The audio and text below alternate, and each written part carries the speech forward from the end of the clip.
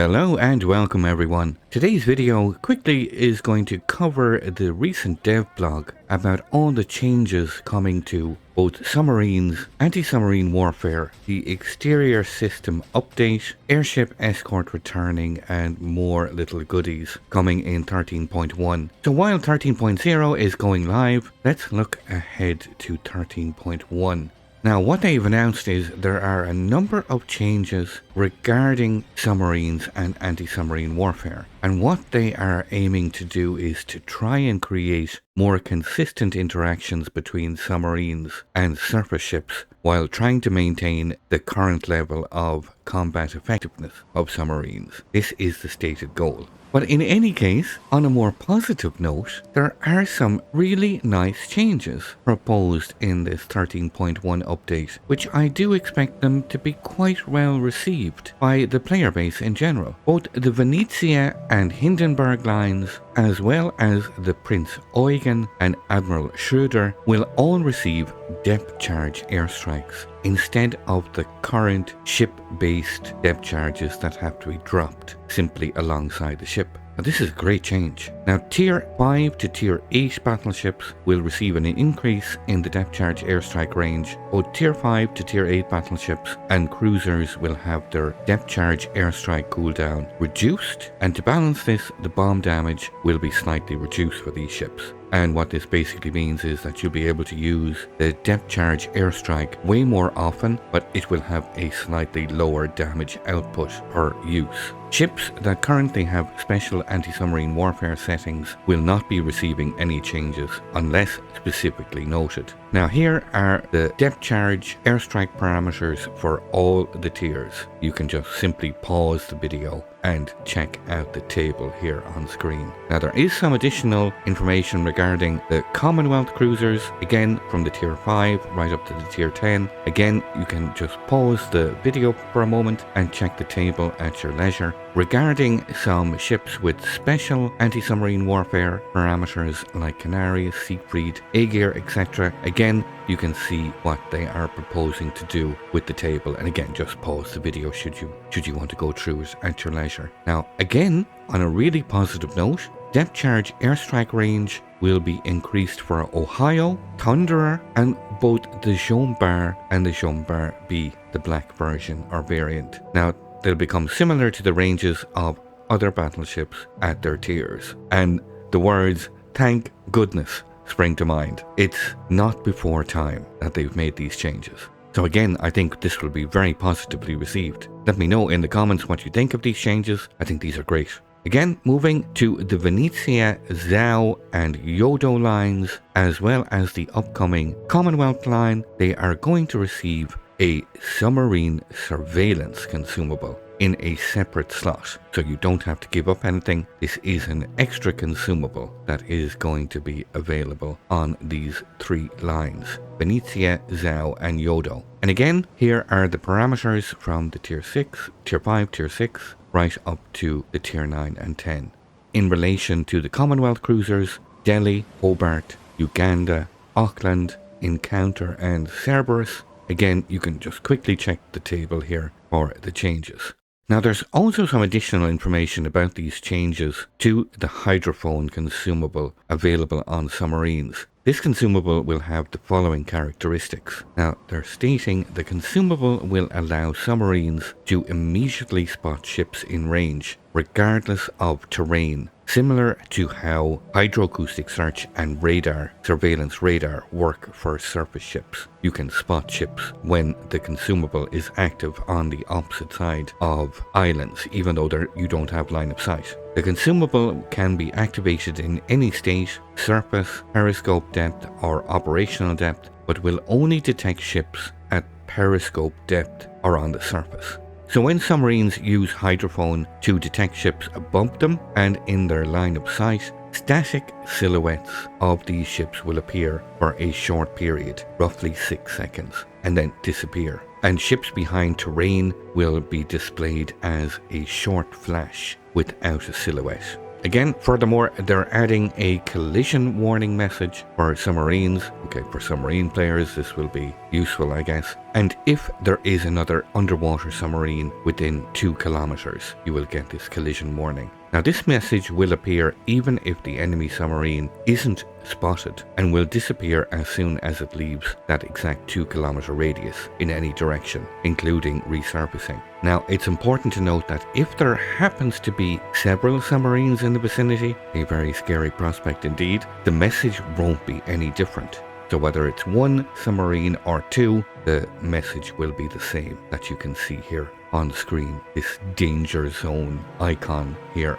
Now finally, to balance out the changes to anti-submarine warfare, they are going to improve the turning circle radius of all submarines so that they have better an opportunity to maneuver and reposition, and on average this buff will result in the turning circle becoming about 20% faster, or an improved turning circle by about 20%. Now they're also making little minor changes to both the Sierra Bravo and X-Ray Papa Una 1 signal flags. The Sierra Bravo will give a reduction in the submarine surveillance reload time of 10% and a reduction in the hydrophone reload time from 10%, while the X-Ray Papa flag will give 5% to dive capacity. With the start of update 13.1, there are going to be major changes to the camouflage system. The majority of expendable camouflages in the game will get their permanent versions that you can either purchase or obtain through various activities like missions and events. New permanent camouflages will operate similarly to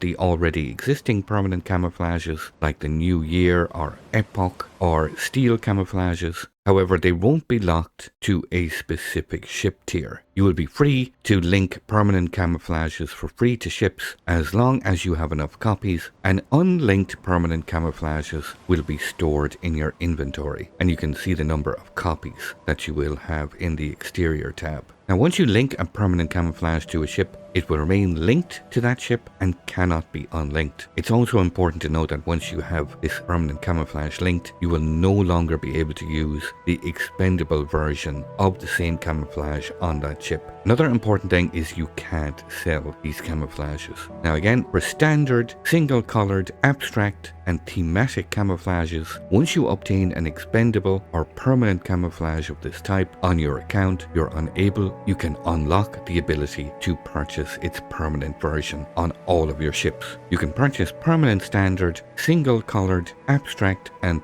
thematic camouflages for credits or doubloons, and you can see the exact price in this small little table here on screen. Now you can't purchase expendable or permanent versions of trophy or special camouflages, for example those for participating in ranked battles or camouflages made in collaborations. Now the introduction of these permanent camouflages brings some other changes. Daily rewards at the barge will change, so there will no longer be an option to choose the more camouflages container as a reward. In update 13.1 there will be replacing the expendable camouflages for their permanent counterparts in collections, campaigns, account leveling, and as well as clan battle missions. Now they're saying that in the future they're going to substitute expendable camouflages for their permanent versions for some activities in the following rank season, whatever this is supposed to mean. Now there is a return of the airship escort is returning to the game as a standalone temporary battle type. This is now most important. We are no longer going to be forced to play this in randoms. We can simply pick and choose ships that we wish to play this mode in, like brawling setups for example, and the iteration will use the same rule set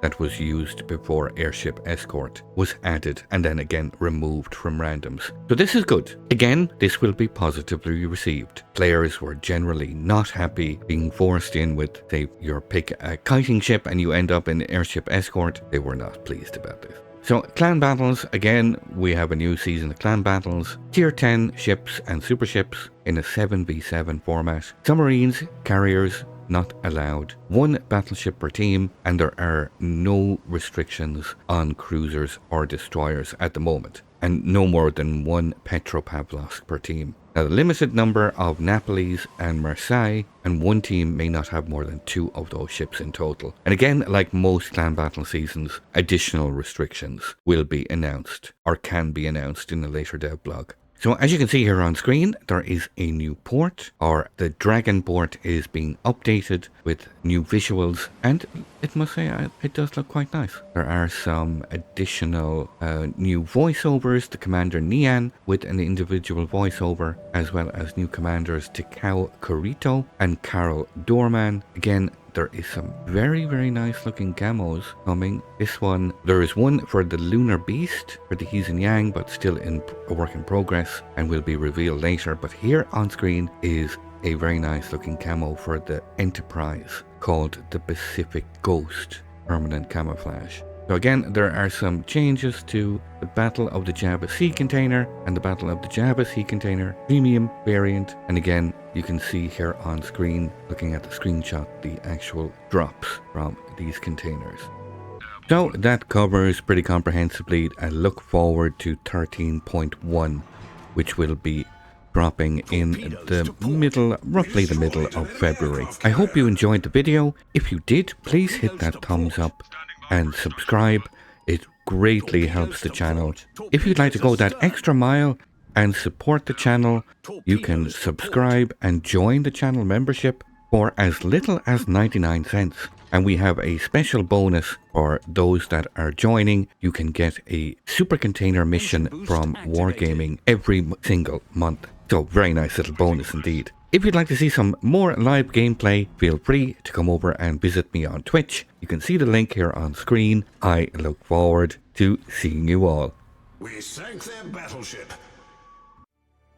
I'd like to thank you once again all for watching. Don't forget to like, share and subscribe for more. Take a moment to check out some of my most recent videos and leave a comment below. And until the next time, keep sailing it like you stole it.